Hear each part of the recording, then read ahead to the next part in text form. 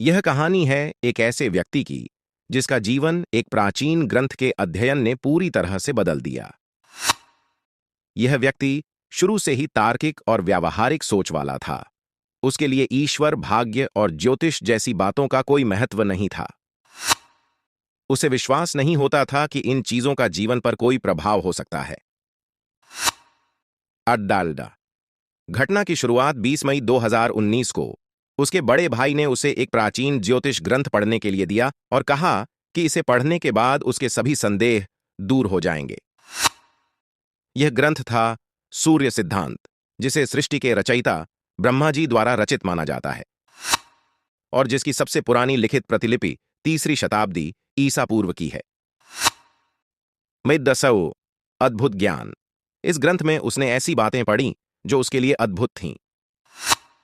पृथ्वी के गोल होने का उल्लेख हजारों साल पहले किया गया था, जब ग्रीक सभ्यता का उदय भी नहीं हुआ था।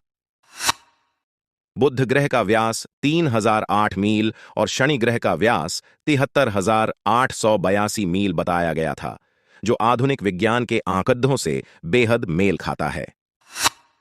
त्रिकोणमिति के साइन कॉस थीटा और अन्य सूत्रों का वर्णन, जो पाइथागोरस के जन्म से पहले का था। सूर्य और चंद्र ग्रहण के समय निकालने के सूत्र, जो आज भी सटीक हैं। अडलास राम। आस्था का परिवर्तन। इन तथ्यों ने उसे दो महत्वपूर्ण सवालों की ओर प्रेरित किया। 1. जब यह ग्रंथ आज के विज्ञान से कहीं अधिक सटीक और तार्किक है, तो क्या ईश्वर का अस्तित्व भी सत्य नहीं हो सकता?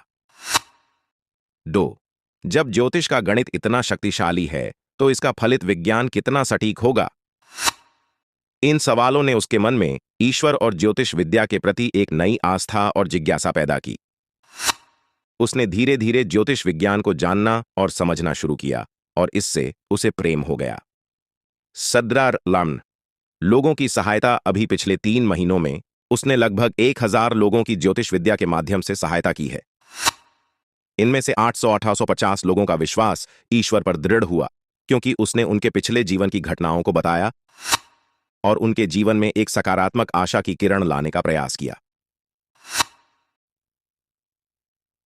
निष्कर्ष।